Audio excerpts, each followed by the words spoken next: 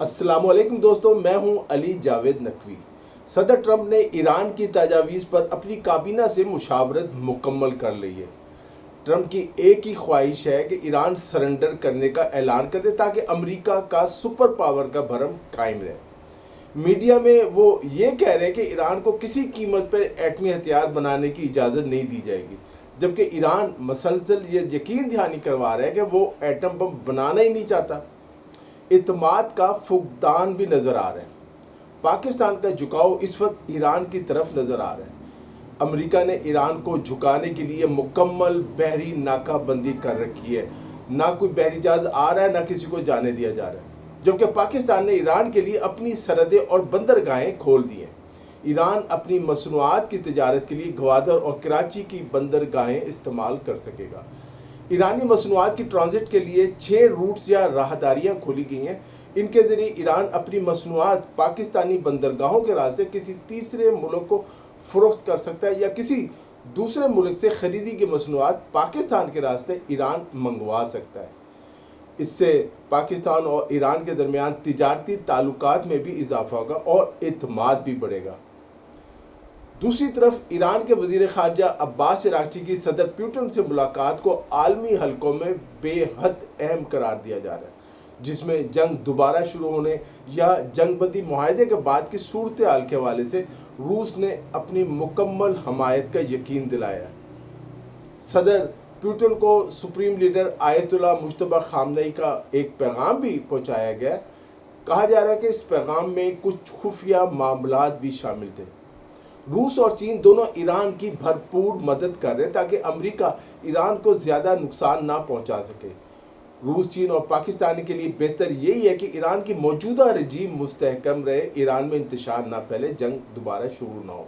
اس سارے معاملے اگر دیکھا جائے تو بظاہر ہمارا ایک دوست ملک متحدہ عرب امارات بری طرح ایکسپوز ہو گیا۔ اب تو یہ باتیں بھی ہو رہی ہیں کہ متحدہ عرب امارات نے اسرائیل اور بھارت کے کہنے پر پاکستان کو دیوالیہ کرنے کی کوشش کی تھی، لیکن سعودی عرب کی مدد کے باعث یہ سازش ناکام بنا دی گئی۔ کوئی اور ملک ہوتا تو شاید دیوالیہ بھی ہو چکا ہوتا ہے۔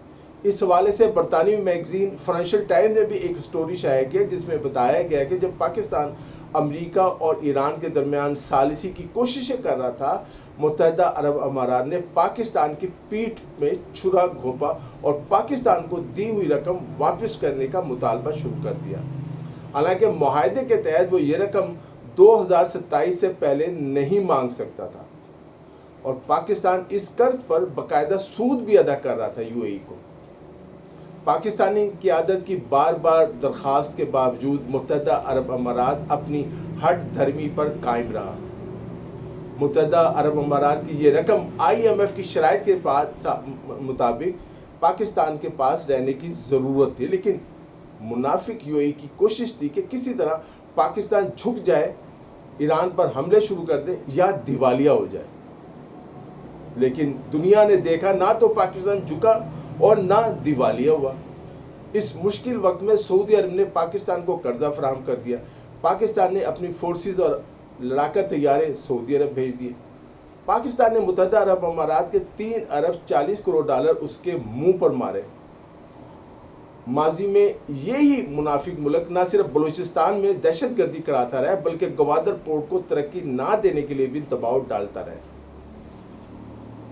امارات سے ہزاروں شیعہ پاکستانیوں کو ان گزشتہ چند ہفتوں میں بغیر کسی وجہ کے نکال کر پاکستان میں شیعہ سنی تفرقہ پیدا کرنے کی بھی سازش کرتا رہا۔ یہ وہی ایجنڈا ہے جس پر اسرائیل اور بھارت بھی چل رہے ہیں۔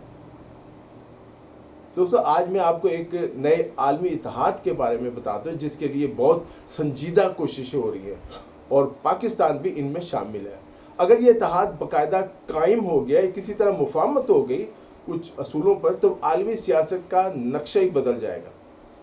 روس، چین اور ایران نے امریکہ کے فوجی اور سیاسی عزائم کے مقابلے میں ہم خیال یوریشیائی ممالک کی ان کا ایک اتحاد کا تصور پیش کیا۔ ماضی میں کئی بار کوشش ہوئی ہے جس میں ایسے تمام ممالک کو شامل کیا جائے جو ایک دوسرے کے ساتھ دفاعی اور معاشی تعاون چاہتے ہیں اور مسائل جنگ کی بجائے مذاکرات کے ذریعے حل کرنے پر زور دیتے ہیں۔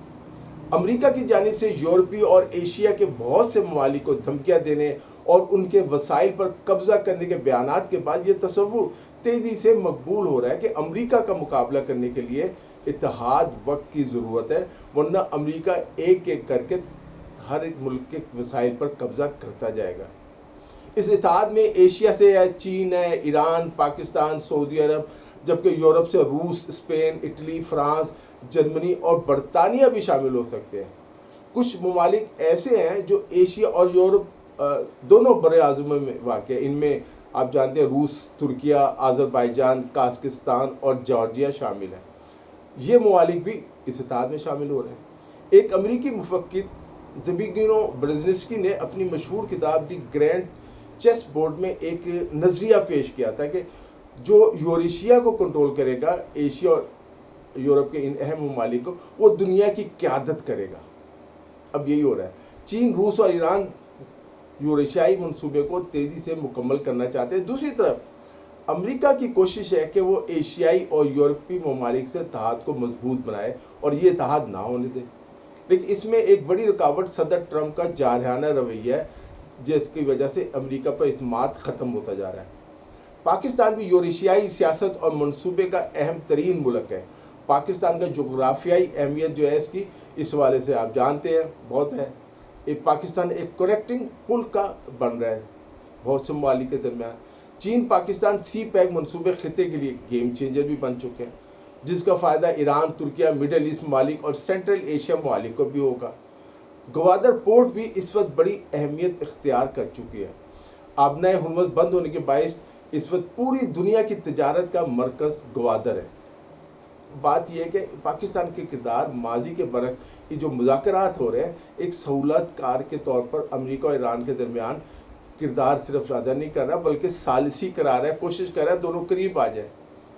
صدر ٹرمپ اور صدر مسعود پزشکیان دونوں پاکستان کی تعریفیں کر رہے ہیں۔ امریکہ اور ایران دونوں سمجھ گئے کہ پاکستان غیر جانبدار ہے اور جنگ بند کرانے کے لیے مخلصانہ کوششیں کر رہا ہے۔ ایرانی وزیر خارجہ نے واضح کر دیا کہ وہ امریکی وفد سے براہ راست بات چیت نہیں کریں گے، اس کے بجائے انہوں نے پاکستانی سیاسی و عسکری قیادت کے ساتھ تفصیلی مشاورت کی اور ان پر اعتماد کا اظہار کیا کہ آپ ہی ہمارا پیغام ان تک پہنچائیں، جس میں ایران کے موقف اور اس کے پس منظر کو واضح طور پر بتایا گیا تاکہ پاکستان امریکہ کو امریکی وفد کے سامنے ایران کا نقطہ نظر مؤثر انداز میں پیش کر سکے۔ پاکستانی قیادت کو پتہ ہو کہ ایران یہ مطالبات کر رہا ہے تو کیوں کر رہا ہے، اس کا پس منظر کیا ہے۔ چین اور روس پہلے ایک ایسے عالمی نظام کی بات کر چکے ہیں جس کی بنیاد ترقی اور باہمی تعاون پر ہو۔ چین کا بیلٹ اینڈ روڈ انیشیٹو اور روس کا گریٹر یوریشین پارٹنرشپ اسی ویژن کی عکاسی کرتے ہیں۔ یوکرین جنگ اور اس کے بعد روس پر عائد پابندیوں نے اس حکمت عملی کو جو ہے ایک نیا اینگل، نیا رخ دے دیا، جہاں اب سیکیورٹی کو ترقی پر فوقیت دی جا رہی ہے۔ اسی تناظر میں روس نے یوریشیائی سیکیورٹی ڈھانچے کی بات کی ہے جو اس خطے میں ایک نئے توازن کی نشاندہی کرتا ہے۔ دوسری جانب امریکہ بھی اس بدلتے ہوئے منظرنامے سے بے خبر نہیں، وہ جانتا ہے کہ دنیا میں اس کے خلاف اس وقت کیا ہو رہا ہے۔ صدر ڈونلڈ ٹرمپ کی جانب سے روس اور چین کے ساتھ تعلقات کو معمول پر لانے کی کوششیں اس بات کا ثبوت ہے کہ واشنگٹن یوریشیائی بساط پر اپنی اہمیت برقرار رکھنا چاہتا ہے، لیکن اس کے ساتھ ساتھ وہ روس اور چین کی ان کمپنیوں پر پابندیاں بھی مسلسل لگا رہا ہے جو ایران کی مدد کر رہے ہیں، میزائل ٹیکنالوجی ہو یا ڈرون ٹیکنالوجی ہو۔ جہاں تک ایران کا تعلق ہے تو موجودہ صورتحال میں امریکہ کے پاس محدود عسکری آپشنز رہ گئے ہیں۔ فضائی حملے، خصوصی آپریشن اور بحری ناکہ بندی جیسے اقدامات کے باوجود مکمل جنگ کا امکان اب کم دکھائی دیتا ہے، کیونکہ امریکہ کے پاس آپشنز ختم ہوتے جا رہے ہیں۔ اس کے برعکس ایران کے پاس متعدد جوابی حکمت عملیاں موجود ہیں، جن میں خطے میں اپنے اتحادیوں کے ذریعے دباؤ بڑھانا بھی شامل ہے۔ یہ تمام عوامل اس بات کی طرف اشارہ کرتے ہیں کہ ایران اب صرف ایک علاقائی کھلاڑی نہیں بلکہ یوریشیائی سیاست کا بھی ایک مرکزی کردار بن چکا ہے۔ پاکستان اس وقت ہر میدان میں عالمی کھلاڑی ہے، پوری دنیا کی توجہ نظریں پاکستان پر ہے۔ ایک طرف ہمارے سعودی عرب کے ساتھ تعلقات ہے، دفاعی معاہدہ موجود ہے، سعودی عرب نے ہمیں پیسے دیے تو ہم نے اپنی فوج وہاں بھجوائی ہے۔ ترکیہ، سعودی عرب، مصر کے ساتھ بھی ایک نئے دفاعی معاہدے پر کام جاری ہے، تقریباً آخری مرحلے میں تمام معاملات۔